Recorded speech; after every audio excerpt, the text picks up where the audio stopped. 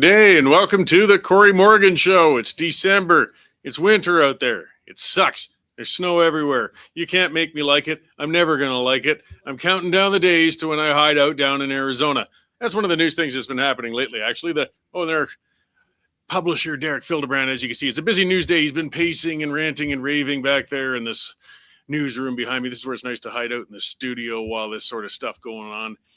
Like I said, one of those things going on is a lot of Canadians, the vacation numbers are up in Canada and they're down in the States. And of course, they're saying that's all due to all the elbows up sort of stuff. Well, maybe a little bit. Most of it's due to our crappy dollar, I'm afraid.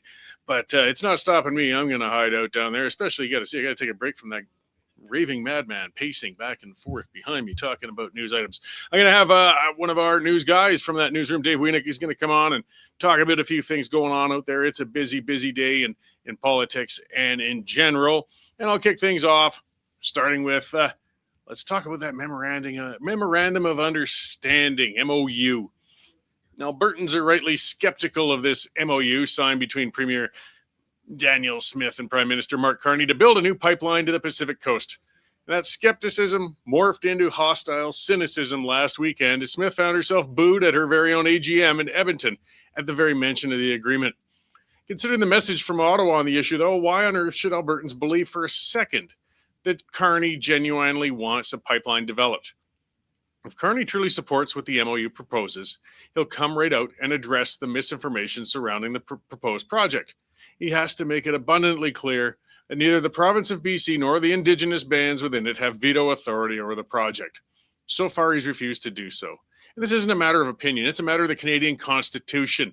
Interprovincial infrastructure is federal domain. BC has no more authority to block a pipeline from Alberta than Alberta the authority to block a railway line from BC. It's a consideration, isn't it? David Eby's blustering opposition has no power behind it constitutionally. He should be reminded of that. More importantly, though, Indigenous bands have no veto authority over any projects. Canada's constitution obligates the nation to consult with Indigenous bands if any projects are proposed that may impact treaty rights. A pipeline doesn't even impact treaty rights unless it crosses treaty land. There's no treaties for a lot of that BC, is there? But either way, consulting the Indigenous folks is still a nice gesture, particularly those who might live near the right-of-way. That's fine. After consultation, though, there's no further obligations, whether it's with pipelines or provincial independence. There's been this pervasive myth surrounding the veto abilities of Native bands. To be blunt, they haven't got them. Native reserves aren't sovereign nations, no matter what they like to call themselves, and their consent's not required to develop land. And this has been affirmed by the Supreme Court numerous times. Political cowardice has become so entrenched with this issue. Liberal government members have been forced to apologize for telling the truth. No, it doesn't happen very often, apologies or them telling the truth. But recently, in a rare demonstration of personal principles, Justice Minister Sean Fraser dared to utter the truth that Indigenous people have no veto power over the projects. Within 24 hours, Fraser issued a groveling apology for telling the truth. Currently, Liberal MP and Parliamentary Secretary for Artificial Intelligence and Digital Innovation, I think that's a mouthful, get this name, Talib Nuru Muhammad, has been saying on social media and in a CBC interview that Indigenous consent is required to get a pipeline constructed. So far, Talib's claims have gone unchallenged by the Prime Minister's office. So is he a rogue MP or is he speaking for the party? Liberal discipline's usually tight when their members go off message, yet Talib's carrying on without hindrance. Premier Daniel Smith's taking a lot of heat from her party membership over signing a deal that attaches many conditions upon Alberta's industries, and it appears unlikely the pipeline might ever be approved. She must demand that Prime Minister clarifies whether he expects consent from Indigenous bands of the province of BC to get the job done. No humming and hawing, no weasel words, just a yes or no answer. If the answer is that he expects consent from Indigenous bands in the province, Smith might as well use the MOU for toilet paper, since that's all the value it has. There'll never be consensus, and if the Prime Minister abdicates his role as the central authority on these issues, we're all just wasting each other's time. Respectful and meaningful consultation is important. Indigenous citizens must have their concerns heard and addressed when reasonably possible. Having their participation in projects is great too, and many will. Not all of them are going to approve, though, and rest assured, environmental activists will elevate them to some fabricated hereditary roles and use them as props for the opposition. The federal government must be firm in stating that the project will continue despite some opponents, but so far it's been as firm as a piece of overcooked spaghetti on the issue. Look, no private investor is going to touch the project without assurances of it being completed. No companies are going to expand production in Alberta without expanded ability to get their products to market. Then it's going to be truly time for Albertans to ask what the point is in remaining in Confederation. Really, what's the point? Let's put it to a referendum. I mean, the province can't become any more landlocked than it already is, can it? All right, that's what's going to be going on. Let's check in with the news editor. We got lots to talk about this week. How's it going, Dave? Good. Thanks for giving me a place to hide. Yes. Well, I think he may have gone back in his office now. So. Yeah. I see the feet on the desk from here. Oh, excellent. Excellent. Hey, Edmonton was a good time. It was. There's stories of you as the Western Standard Hospitality Suite doorman. Yes. Will become legendary in its time. My scowling face. Yes. I took my old bar owner skills and Yes. applied them to the Western May Standard Hospitality I see your Suite. bracelet, you said. F you, says the guy. Well, no, F you. And the fight was on. I didn't hit him. No, you didn't hit him, but you chased after him. I did. I kicked a couple people out. Yeah, and it was a long day and a long night, and then we had to drive all the way back, and you finally got to sit in your recliner to watch your Steelers lose. Oh, God. Oh, man. Yeah, I didn't need to rush back to watch that garbage. Yeah. game. What about the Seahawks? Oh, they won. They Yes. thrashed Minnesota Vikings, making them look like a high school team. Yes, well, let your sea chickens have a year, and There you go. Hey, I hear a funny story that apparently squirrels have eaten all your security cameras. just one of them. At least Oh. that's the suspect behind it. Yes, one of the, as I was mentioning, before. Jane keeps, our house is like Fort Knox. We've got cameras all over the place, in the woods, outside of the house. Nobody sneaks up in that place. And unfortunately, something had chewed through the cable on one of them back in the woods, and I had to replace Not a bear or a wolf or... No, I Something would have seen scary? tracks or something, I think, because we never saw anything on the camera either. So I figured it must have come from behind. Though we did have a cougar go by a couple weeks ago, I guess now. dastardly squirrels. Yeah. Anyways, yeah, holy cow, where do we want to start in the news? Well, why don't we start in BC? Major developments in the John Rustad leadership. It's not a scandal, it's a leadership debate. Letter out today, 20 out of 39, so more than half of his caucus have said that he's got to go. So surely that's a tipping point. When half your caucus says no, more than half your caucus says no, you got to go, right? Oh, he's toast. I mean, he'll be impotent in the legislature. It's, it happens so much with these leaders. They become deaf, I guess, because, we've been seeing the signs. We've been seeing the troubles. We've been seeing the stuff rising within his party and in BC for a while now. But it takes really until the hammer hits them in the head before they realize, you're beyond the point of no return. Yeah. No, he's a dead man walking. Disturbing story from the Alert police force today. They've charged a 17-year-old Calgary high school student with making AI child porn images of his classmates. It's like a parent's worst nightmare. So he's facing a long list of charges. A Brooks RCMP officer has been suspended with pay after being charged with assault and assault with choking after an off-duty incident recently. The premier in her Medicine Hat area riding has been officially now the subject of recall.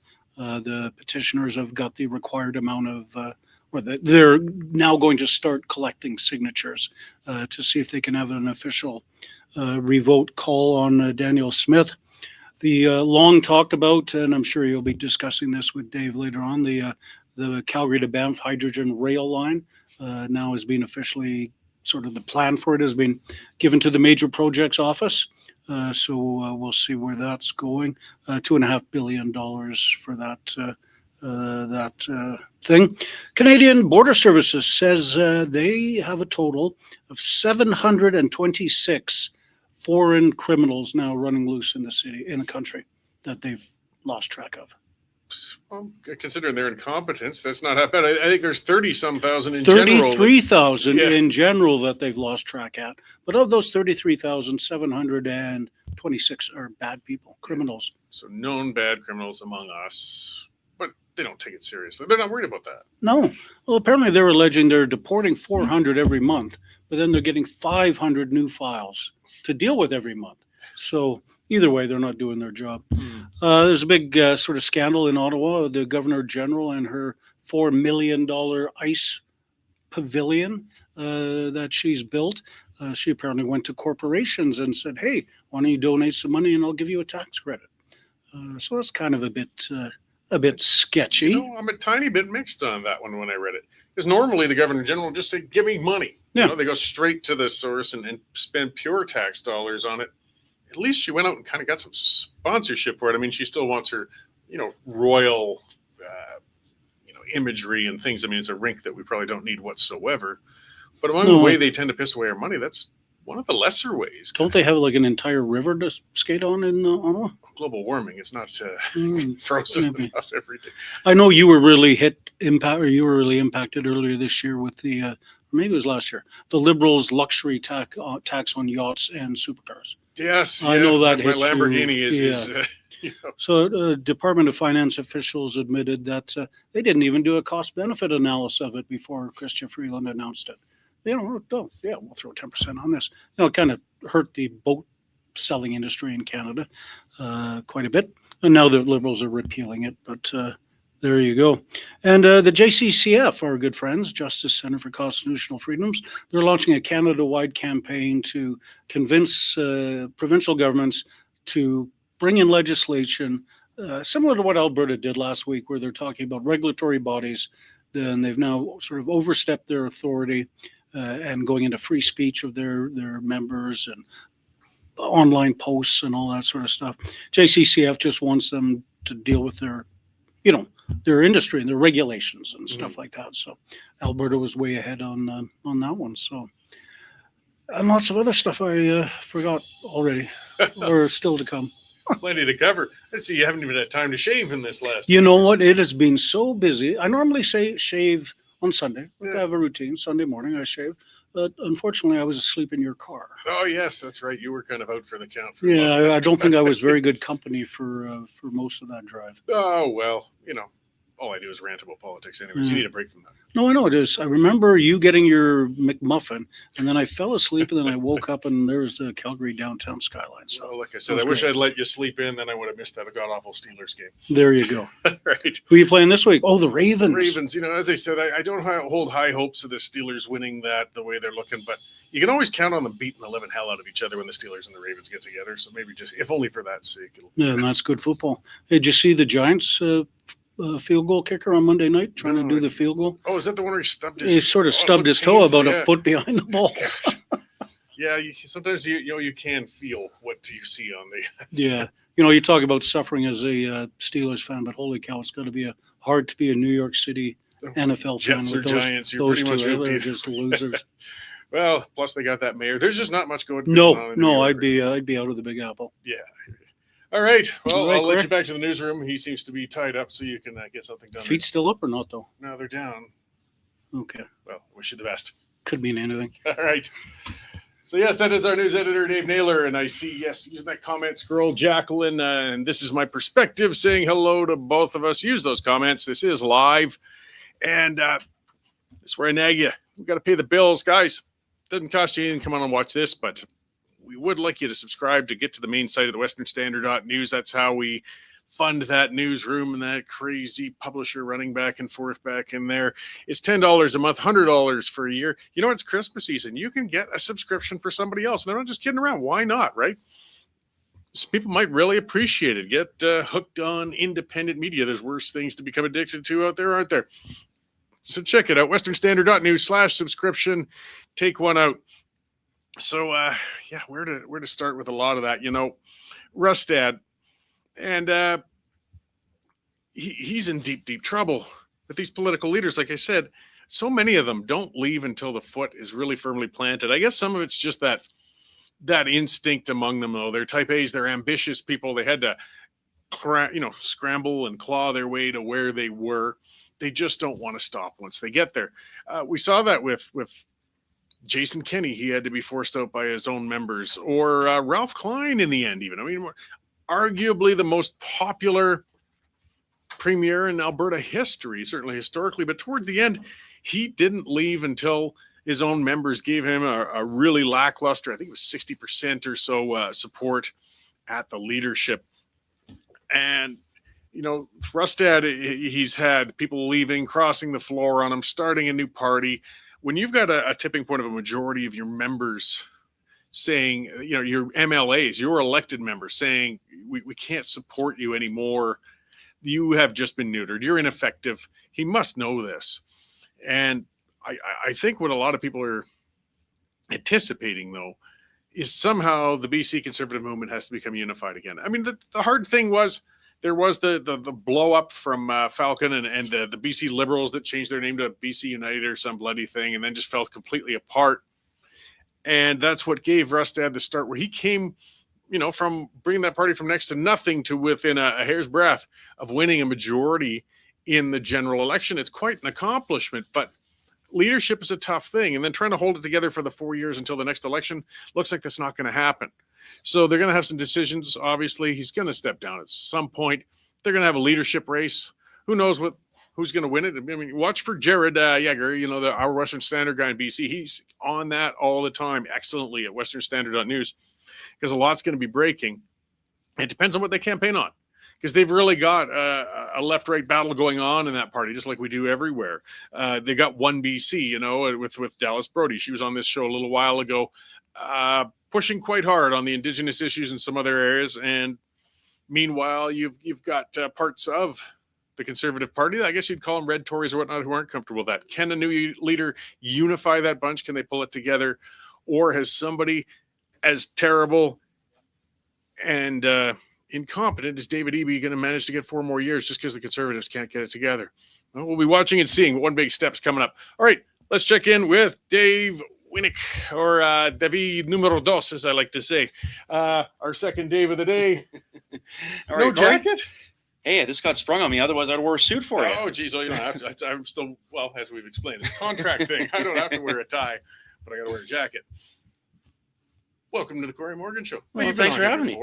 I have. It's been quite a while, actually. I think the last time I was on here was when Dave was on vacation. Yeah, well, we've got you as an exclusive now. You've been covering some pretty good stuff out there. Well, actually, yeah. No, the major one today is that the Calgary Airport to Banff Rail, they finally submitted their proposal to the Federal Major Projects Office just yesterday, and they've been doing that for, I think, several months now. They've been kind of putting that together, but apparently now they've been basically waiting for Danielle Smith to sign that memorandum of understanding for energy with Mark Carney, and basically now they said now's the right time to get that added, and they're optimistic that it'll finally get added to the major projects list. There's only 11 major projects on that list so far, but I think this is the very first one that they've had that's Alberta-centric, shall we say. So who's going to pay for this? Well, Adam and Jan Wateros of I believe it's called Lyricon Capital are financing most of it. They've been the ones backing this for years. I think it's, if I remember correctly, I think it's $2.6 billion project in dollars in total, and they are going to be funding it, and other private investors for about a $1.5 billion is what the actual original figures are going to be. So with that, does that mean, because there's already a railway line between Calgary and Banff. I grew up in Banff as a kid. Actually, it's one of those memories I don't think I've shared on the show, but if anybody rode that passenger train that used to go to Banff, it would run right through town just before noon every day. And us kids who were off school for lunch would all line up in the woods, because we'd play in there during lunchtime and moon the train as it was going by. So if they remember any little white asses they saw whilst they were taking the train. But there was a passenger line to Banff. It's gone now.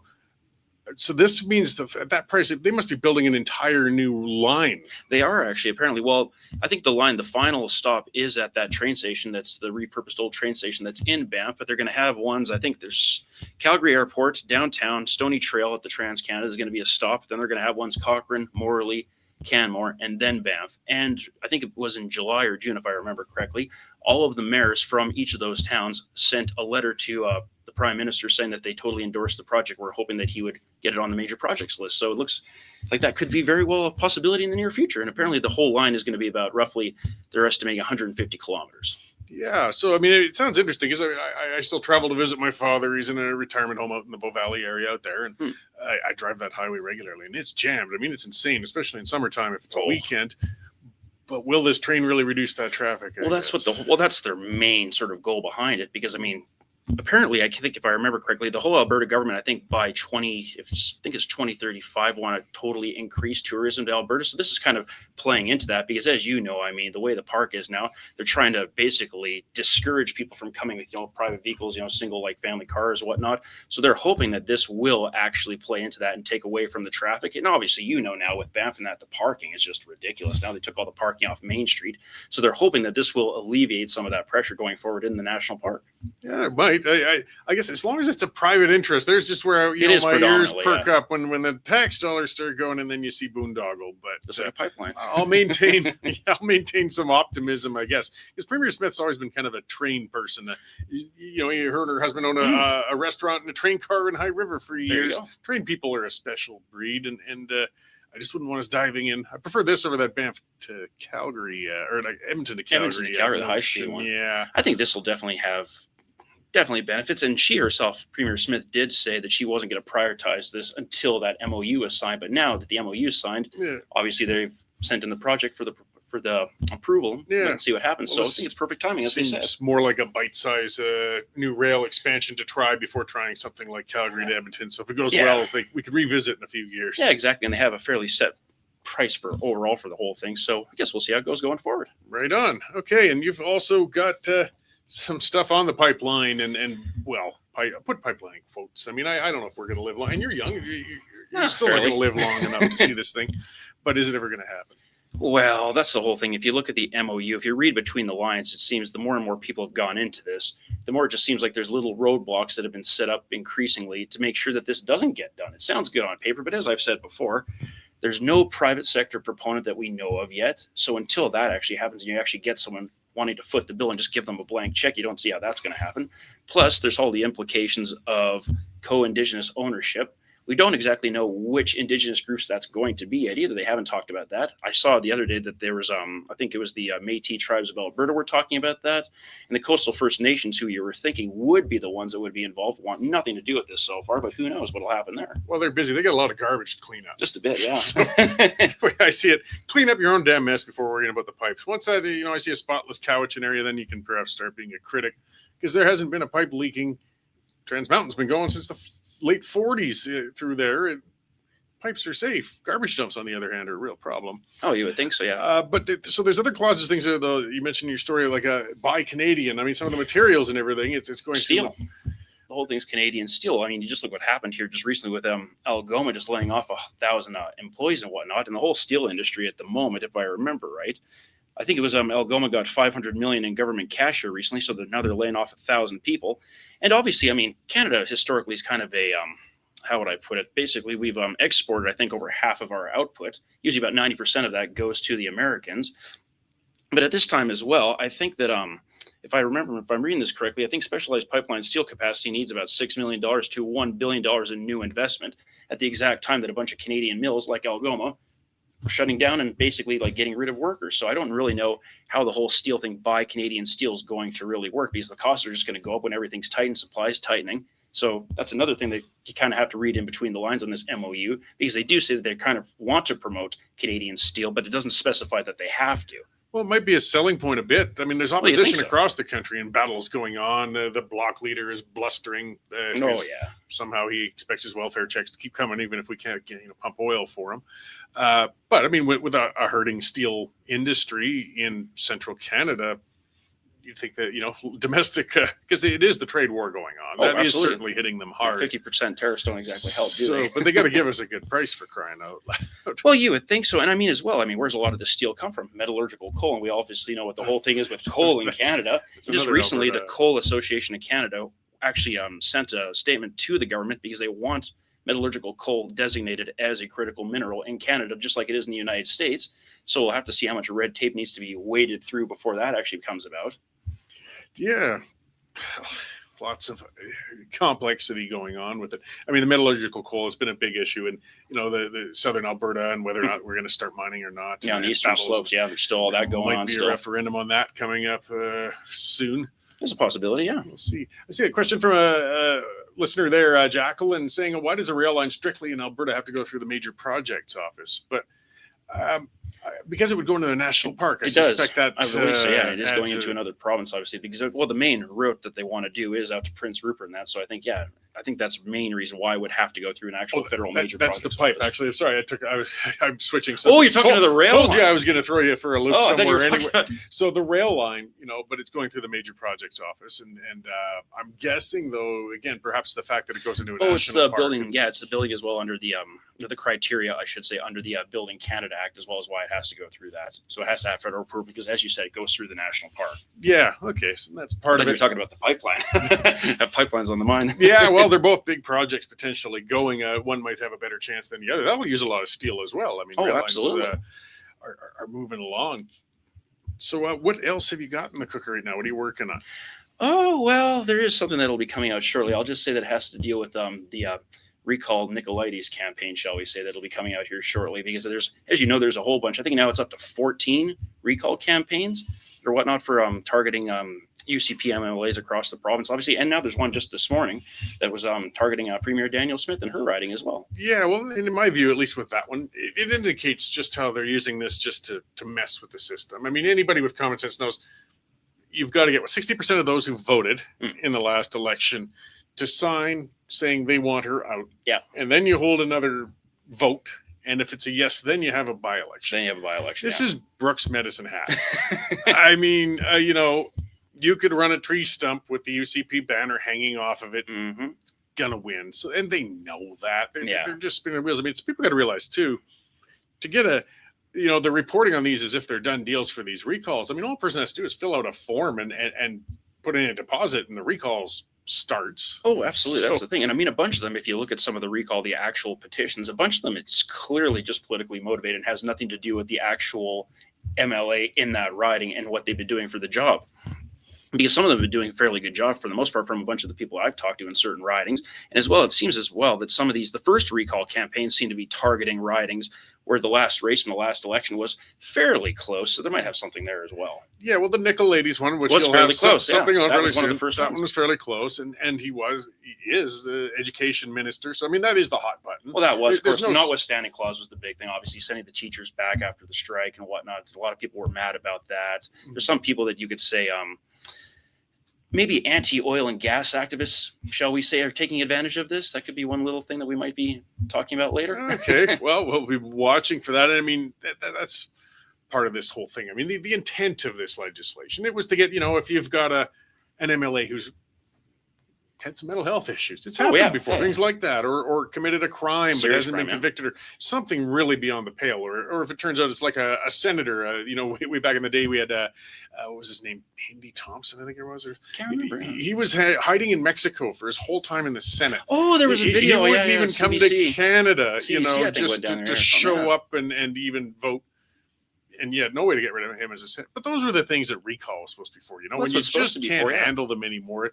I don't see anybody in the legislature right now that we couldn't survive 2 years without the chance to vote again. Yeah, no, exactly. I agree 100%. But- No, I just think it's like you said, the intentions are well and good, but I think a lot of people will just take advantage of that and use it for their own personal gain. Yeah, which sucks because I mean, what might happen then is the government is going to repeal or dramatically tweak it back to where it was, where it makes it fully impossible to have recall. And Oh, exactly. like that yeah. old saying goes, this is why we can't have nice Yeah. things. That's exactly it. Well, I don't know. I'm mixed on it. I hope they don't succeed and get rid of the legislation. I think they should let it go and let a bunch of them fail. I mean, it's a Well, lot of resources and effort.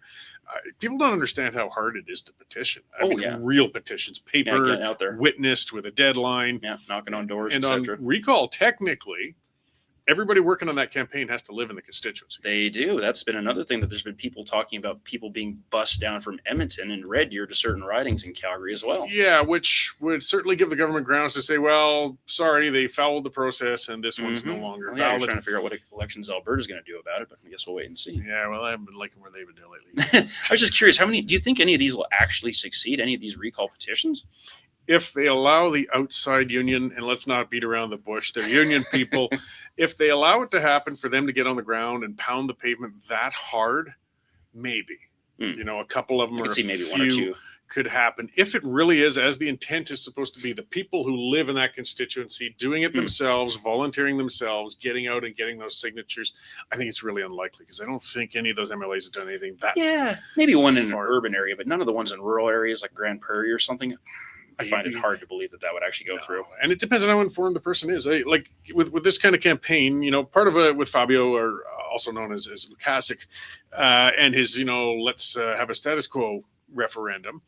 But what they did was set up in urban centers. They could pack people in from all directions to work on it and everything else. And they had nice weather. That's a big thing. Yeah. You can say, because they set up a lot of farmers markets and sporting events and anywhere you can get a large gathering of people. With a recall one, you can't do that. You say, even if you could set up at a farmer's market, well, you don't know who's from in your constituency or not. You got to be really careful with that. Exactly it. Otherwise, you don't have those. You've got to go door to door. Yeah. And that's a lot of work. That's tough. Yeah. Got to have a lot of volunteers for that too. I'm not the one sweating it in the government offices, with one or two of these might happen and embarrass them or whatnot. But I think they should just let it go and let it fail. But watch like a hawk. As soon as you see that bus full of union maggots coming in, oh, sorry. Done. Not happening. I 100% agree with you. Here's the process. Well, geez, that's no fun. Better when people disagree. We'll have opportunity enough. You've shaken off your hangover from the AGM. That was. Yeah. I think me and the rest of the staff had a pretty good party there. Yeah, it was fun the second night with sipping my Diet Coke, watching you guys. Yeah, exactly. Your conversation getting deeper and deeper as you went along. Yeah, no, I think it was a fairly successful AGM for the most part. A bit of controversy, obviously, with the whole Alberta independence thing and Jeff Rath causing a bit of a stir with the Alberta Prosperity Project guys and whatnot. But on the whole, I think it went fairly well. And I think by the end of it, after the Premier did her keynote address, I think she had a lot of people on her side still, I think. So I think maybe a bit of the independence movement's numbers might be a little out of whack, I think, in terms of people that are 100% for it. But I don't know. There's so many conflicting reports on that. I don't know what you think. Yeah, well, you can't measure public opinion by the views of the people who show up for an AGM. I mean, it was great to see 4,400 people paid a pretty good fee and have to go to Edmonton and in less than perfect weather. Those are very dedicated politicos. These are people dialed in and holding strong views on something or another. But your average person on the ground, that's a different mindset altogether. So that tells us where the party's sitting, but not necessarily where the province is sitting, which is a danger that a leader always has to get, work that balance out between what your party stalwarts want, but what's going to make you electable, which is the goal in the end as well. And I think she's got quite a conundrum going on. I think so. I was going to ask you, do you think that that's kind of maybe fractured the party a bit now? Because it seems like people on the right always have a history of infighting, especially with stuff like this. We're our own worst enemies. Totally. I was ranting a bit about that earlier. Like all our history of past premiers, they haven't been taken out by elections. They've been taken out by their own members. People, every time. Jason Kenney, etc. Kenny, Klein, I guess Getty was getting on the brink. It's pressure from underneath. Stelmach, Redford. That's just the way it goes. Smith's still popular, but it can and does change. I pointed out Klein earlier in the show because he was madly popular in Alberta. Oh yeah, 100%. But after enough time, he was the enemy. He became, not reviled. Thankfully, he went when he did because it would have gotten worse. But his own members had said it's time, so it can turn on Smith. My thoughts again. I think she's got to give the Alberta Prosperity Project, those activists, the hardcore independent supporters. I'm an independent supporter. Give them a vent. Get the referendum going. That's my view. That's what I pushed repeatedly. Schedule it. I mean, I don't think Smith should get up and say I support independence. She wasn't given that mandate. No. She doesn't have enough popular support. But I think she's got a good case to make and say, well, look, on the left, Lukasic wants one on independence. On the right, APP wants one on independence. It would be remiss, not to say let's have one in late June. I think, just my own speculation for what little it's worth, a lot of those things in the MOU had hard deadlines in them, which is kind of a good point, saying, okay, this is it. Like we got to, but she also had 9 points that were supposed to happen by Grey Cup that didn't really. Yeah, and she said the MOU, I think, addressed 7 of those 9. Yeah. Something like that, if I remember. Something like that. And still, it's all just a piece of paper promising things, but whatever. But if you made the referendum mid-June, because all those deadlines hit in April and June, that gives her some leverage when you're wanting to cross those things off that checklist list to get things done as a referendum campaign is going on. If they had a win, some of those things checked off, that could deflate some of the independence movement.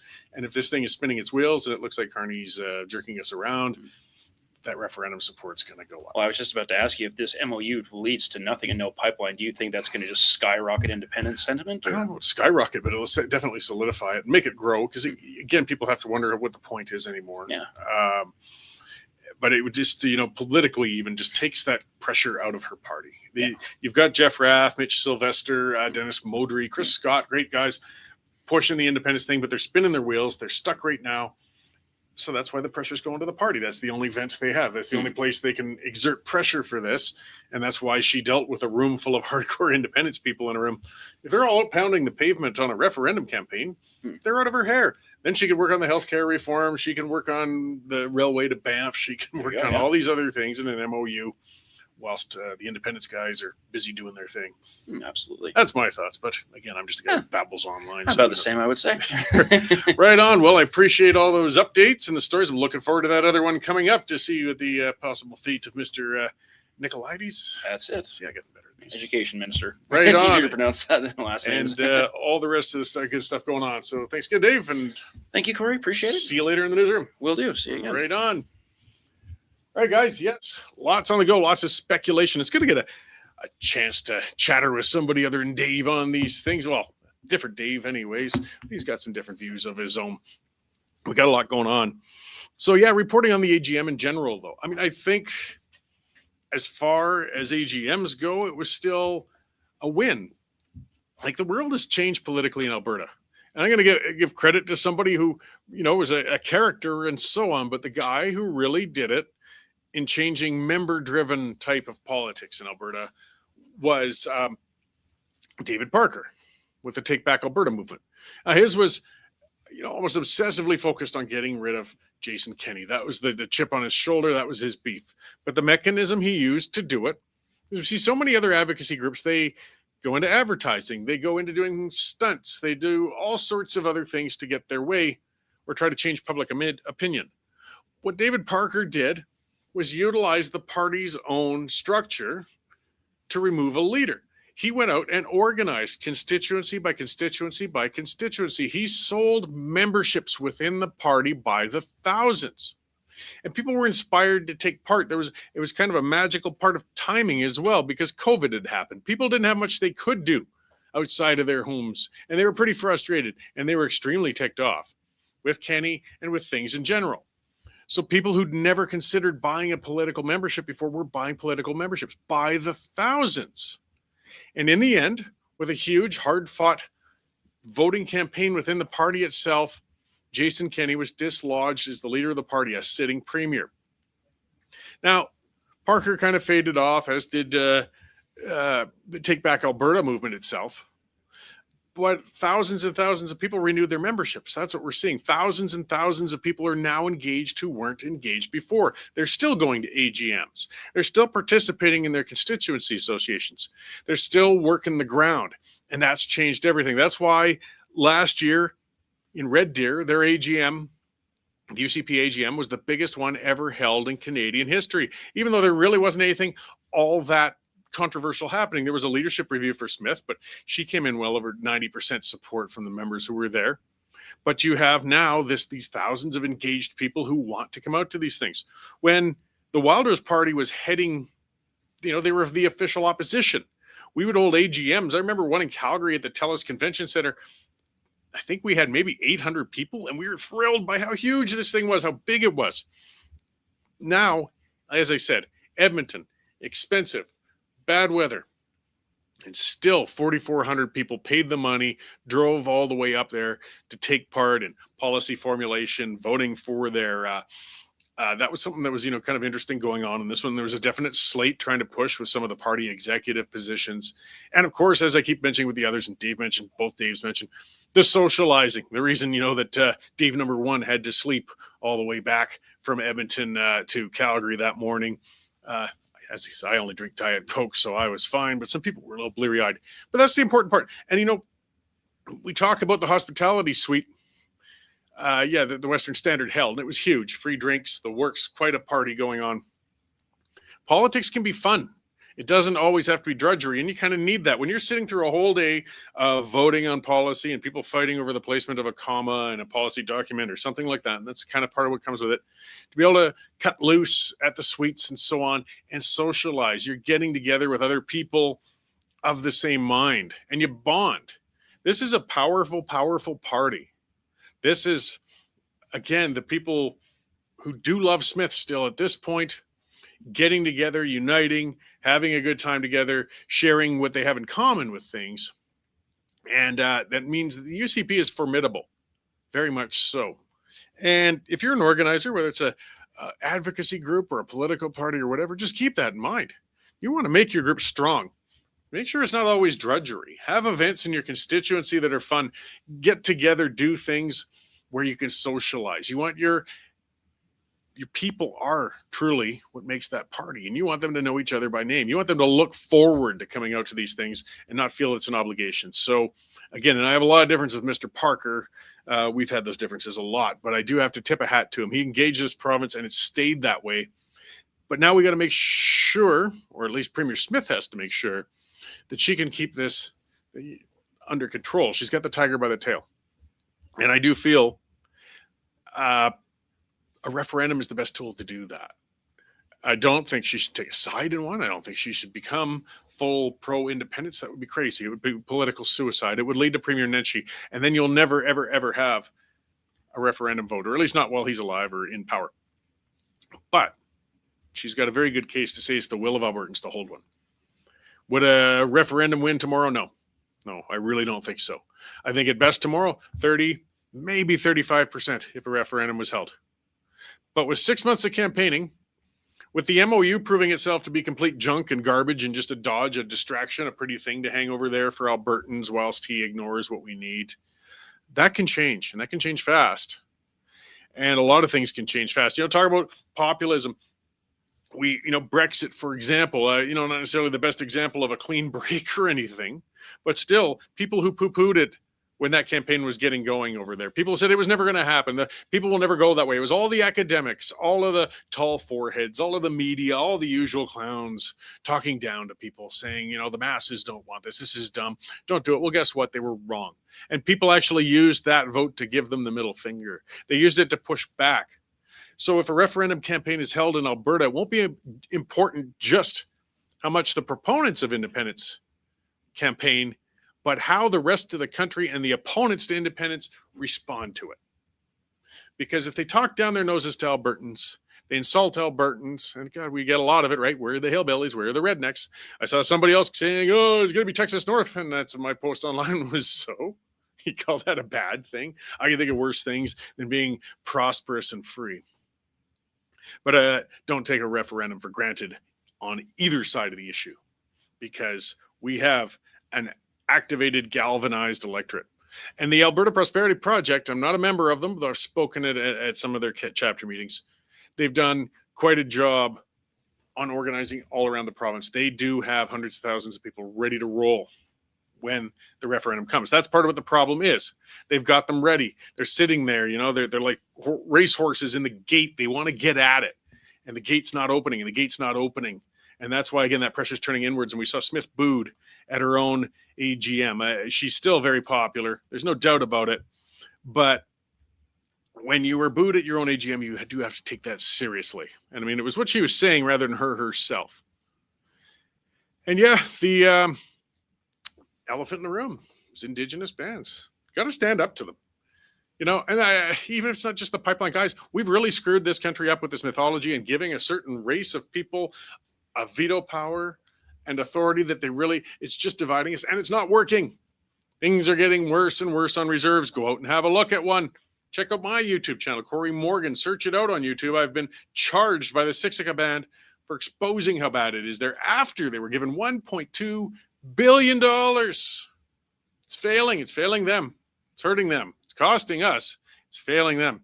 Here's another one that just came out. The government of BC gave $6 million to 3 First Nations that claim Vancouver as their ancestral territory ahead of the FIFA World Cup.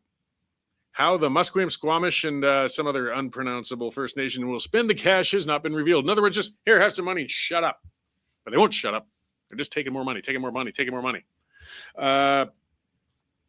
We saw in the case of BC as well, at University of Victoria, Francis Widdowson was arrested for carrying a sign saying, where's the 215? It was talking about the hoax in Kamloops of the fake burial of 215 children out there.